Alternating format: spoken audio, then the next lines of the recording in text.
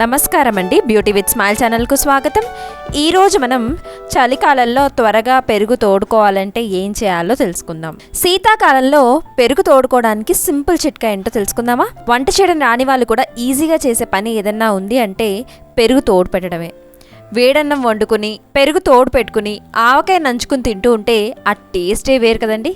కానీ పెరుగు తోడు పెట్టడం ఎంత ఈజీనో అంత కష్టం కూడా. ఎందుకంటే కొన్నిసార్లు పెరుగు సరిగ్గా తోడుకోదు, లేదంటే పులిసిపోయినట్టుగా ఉంటుంది.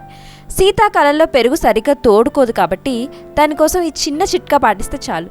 అదేంటంటే శీతాకాలంలో పెరుగు తోడు పెట్టడానికి గోరువెచ్చటి పాలల్లోనే తోడు వేయాలి. అలా కాకుండా చల్లటి పాలలో తోడు పెడితే అది పాల్లానే ఉంటుంది. మరి అలాంటప్పుడు ఏం చేద్దాం? అలాంటప్పుడు తోడు పెట్టినా తోడుకోకుండా ఉన్న ఆ పాల గిన్నెని ఒక ప్లేట్లో గోరువెచ్చటి నీరు తీసుకుని అందులో పెట్టండి. తీయటి పెరుగు చిటికలో తోడుకుంటుంది. ట్రై చేసి చూడండి. మిగిలిపోయిన పెరుగు మొత్తంలో పాలు పోసేస్తుంటారు చాలామంది. అలా చేయడం వల్ల పెరుగు పుల్లగా తోడుకుంటుంది. అలా కాకుండా స్పూన్తో కొంచెం పెరుగు తీసుకుని ఆ పాలల్లో కలిపేస్తే తీయటి పెరుగు తోడుకుంటుంది. అలాగే పెరుగు త్వరగా తోడుకోవాలంటే పాలలో ఒక చిన్న ఎండుమిరపకాయని గిల్లి వేసి చూడండి. ఇలా వేస్తే పెరుగు త్వరగా తోడుకుంటుంది. చలికాలంలో పెరుగు త్వరగా తోడుకోవాలంటే తోడు పెట్టిన తర్వాత ఒక అరలో పెట్టి తలుపేయాలి, లేదా ఒక గిన్నెలో పెట్టి ఇంకొక గిన్నె మూతవేయాలి. ఈ వీడియో మీకు నచ్చితే ఒక లైక్ కొట్టండి.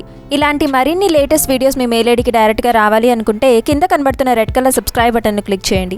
మా వీడియోని లైక్ చేయండి, షేర్ చేయండి. మీ విలువైన సూచనని సలహాన్ని మాకు కమెంట్స్ రూపంలో అందజేయండి. Thanks for watching.